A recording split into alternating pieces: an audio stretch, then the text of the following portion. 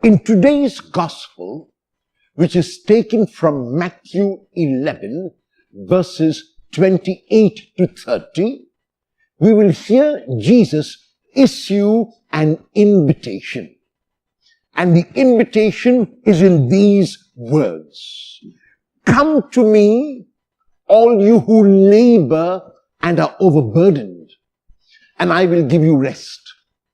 Take my yoke and learn from me, for I am gentle and humble in heart, and you will find rest for yourselves." There are three parts to this invitation which Jesus makes. And the first part is, if we are tired, if we are burdened, not only physically, but also spiritually, if things are not working out the way we want them to work out, if the things we have planned don't happen as we have planned, we tend to give up. We tend to give in. We tend to lose hope. Coming to Jesus, which means that if we are burdened by the fact that our prayers are not being answered, we are burdened by the fact that God does not seem to be on our side, Jesus is offering us this invitation to know that God is on our side.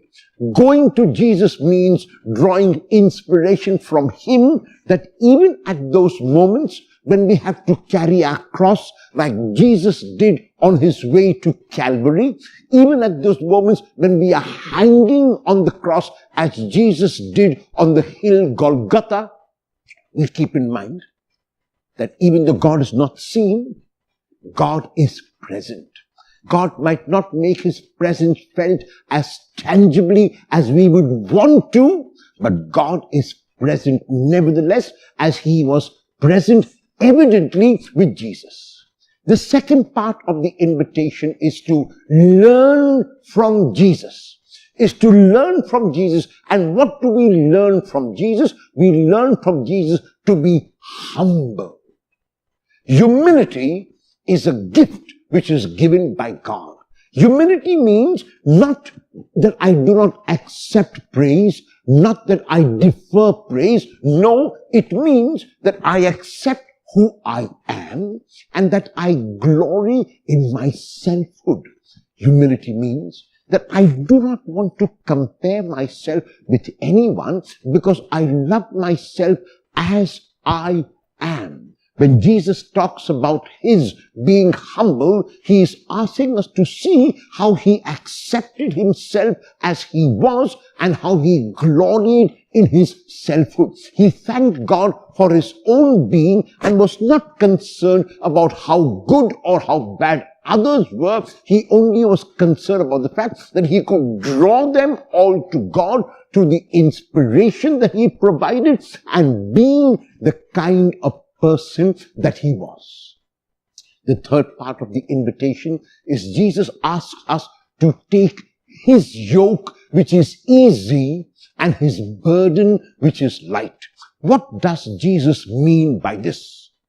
Jesus means that all the 10 commandments which were given by Moses are summarized now in one commandment. And that one commandment is made easy. It reads, love God by loving neighbor. This is the yoke of the Lord. This is the burden of the Lord. And that is why it is easy and the burden is light.